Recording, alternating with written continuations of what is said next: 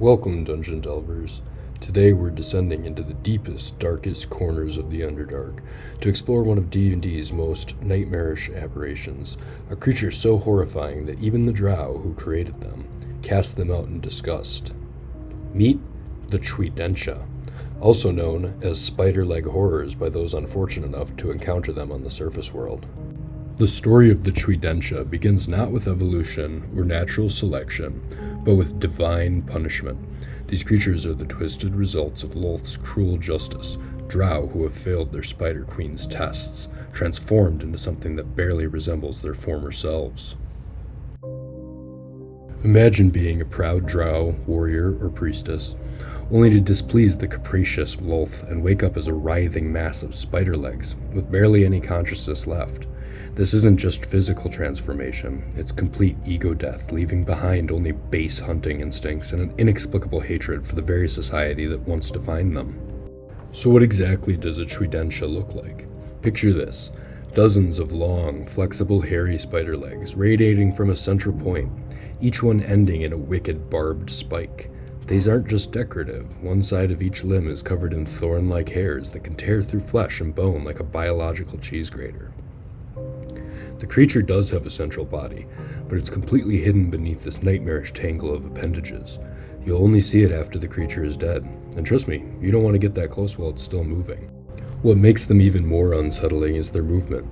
They don't walk or crawl in any conventional sense. They move in what the monster manual describes as skittering undulation. Imagine a living carpet of spider legs flowing towards you like a grotesque wave. The Chwidencha's ecology is perfectly adapted for subterranean hunting. These creatures are the ultimate ambush predators of the deep places. First, they're incredibly mobile. They can climb walls just as easily as any spider, but they're also expert burrowers who can move through earth as quickly as they move on the surface. This gives them a three-dimensional advantage that few creatures can match. Their primary hunting strategy is absolutely terrifying in its simplicity. Using their tremorsense, the ability to detect vibrations through the ground up to 60 feet away, they position themselves beneath loose earth or behind rocky outcroppings. When prey approaches, they burst from concealment in an explosion of spiked limbs. Their preferred tactic is something called a scuttling charge. Imagine this mass of legs suddenly erupting from the ground and flowing towards you at full speed. If they manage to grab you with those spiky appendages, they'll attempt to constrict you with bone-crushing force while simultaneously impaling you with multiple spikes. But here's the really scary part. They're not content to kill you quickly. A Chwidencha needs several hours to devour its prey. So if it successfully grabs you, it will drag you away to some dark corner where it can take its time. The lore specifically mentions that they often retreat under bridges or to the bottom of chasms with their victims. What makes Chwidenchas particularly dangerous is their incredible resilience. You can hack off their legs in combat, but it won't actually hurt them. Each leg can take significant damage before being severed, and they'll regenerate completely within a day anyway. It's like fighting a creature that can afford to lose limbs the way we might lose fingernails. However, they do have one significant weakness that smart adventurers can exploit. They're extremely sensitive to sound. Loud, high-pitched noises will actually cause them to flee. Sonic and thunder-based attacks are particularly effective against them. This sensitivity likely stems from their reliance on tremorsense. Creatures that depend on detecting vibrations are often vulnerable to being overwhelmed by sound. Perhaps the most tragic aspect of Chwidencha ecology is their relationship with their former people. These creatures retain just enough of their original consciousness to harbor a particular hatred for drow society. They're living reminders of Lolth's cruelty, cast out just like driders, but somehow even more pitiable. Some drow communities actually capture Chwidenchas and keep them in metal-lined pits, using them as living garbage disposals for waste, corpses, and the occasional prisoner. Imagine the psychological horror, not just for the victims thrown to them, but for the Chwidenchas themselves, reduced to being waste management systems for the very society they once belonged to.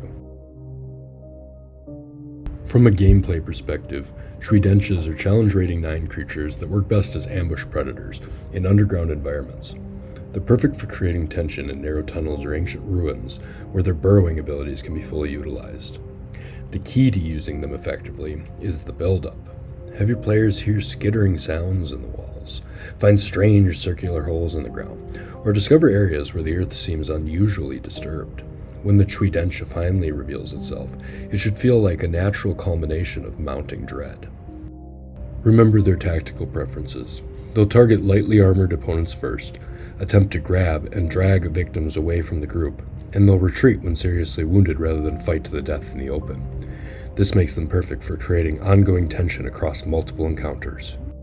The Chwidencha represents everything that makes D&D's horror elements so effective. It's not just a monster to fight, but a tragic reminder of divine cruelty and the price of failure in a ruthless society. Their body horror, cosmic horror, and social commentary, all wrapped up in a package of spiked spider legs. Next time your players are exploring the deep places of your world, remember that somewhere in the darkness, these fallen drow are scuttling through tunnels, driven by hatred and hunger, waiting for the vibrations that signal fresh prey. Thanks for watching, and remember, in the Underdark, the ground beneath your feet is never as solid as it seems. Don't forget to like and subscribe for more deep dives into D&D lore, and let me know in the comments which D&D 3.5 creature you'd like to see covered next.